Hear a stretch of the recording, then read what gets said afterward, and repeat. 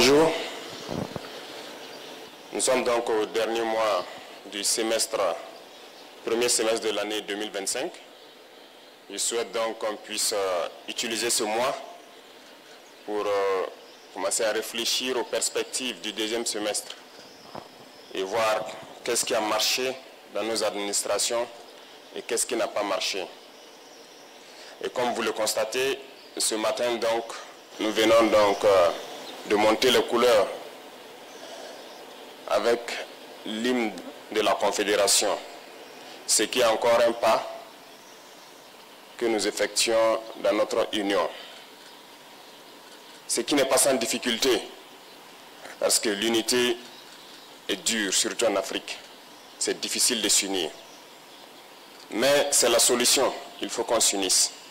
Petit à petit, l'AES poursuit son bonhomme de chemin, malgré toutes les difficultés, tous les défis devant nous. Si j'étais naïf, j'allais me poser la question, mais pourquoi les impérialistes ne veulent pas de cette union? Mais je ne suis pas naïf, je sais pourquoi. Et c'est la même question que ceux-là qui ont tendance encore à dormir doivent se poser. Pourquoi ils ne veulent pas qu'on s'unisse? Pourquoi la Confédération fait tant peur ou fait mal à certains?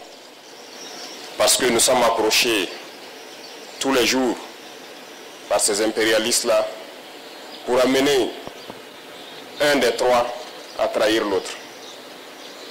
Nous sommes confrontés à ça depuis belle lurette. Chaque fois, ce sont ces genres de manœuvres qui sont là pour vous amener à quitter la Confédération. Et ça doit nous amener à réfléchir. Et quand on regarde nos rapports, il n'y a pas d'amitié en fait. Le monde, il n'y a que des intérêts. Les gens ne viennent vers nous que pour leurs intérêts. Il faut qu'on soit bien conscient de cela. On va nous combattre, on continuera à nous combattre, mais nous sortirons victorieux et forts. Ces situations que nous vivons, nous ne devons pas les prendre et nous apitoyer sur nous-mêmes. Au contraire, ça doit nous renforcer. On doit sortir très fort de cette guerre, comprendre le pourquoi on nous a tant assaillis, se forger et faire en sorte que dans le siècle à venir, nous ne connaissons pas ce genre de situation. C'est ce qu'il faut avoir à l'idée. Donc j'invite tout un chacun à redoubler d'efforts parce que le Burkinabé est connu comme quelqu'un de très courageux, très travailleur, très résilient. Et ces valeurs-là, nous devons travailler donc à les améliorer. Partout où vous partez en Afrique ou dans le monde ailleurs, vous trouverez des Burkinabés. Et ce sont ces valeurs-là qui qualifient, qui identifient le Burkinabé.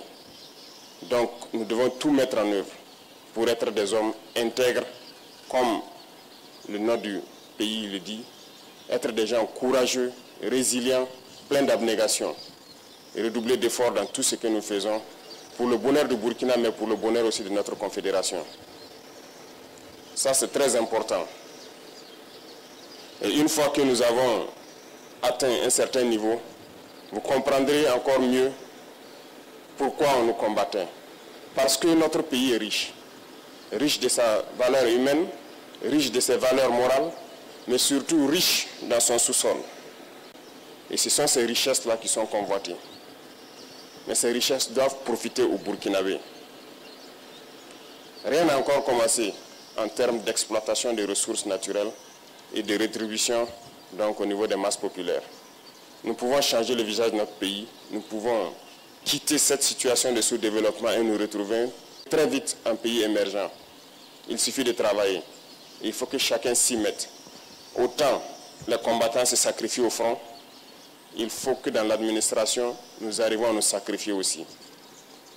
Il faut que nous puissions faire en sorte de travailler au-delà de ce que nous avons l'habitude de faire, de pousser nos capacités plus loin, parce que, comme je le disais, il faut qu'on aille très vite.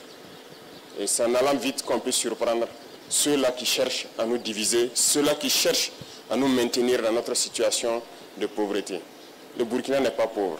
Je vous le dis, je vous le répète, on est très riche. Et c'est ça notre problème majeur.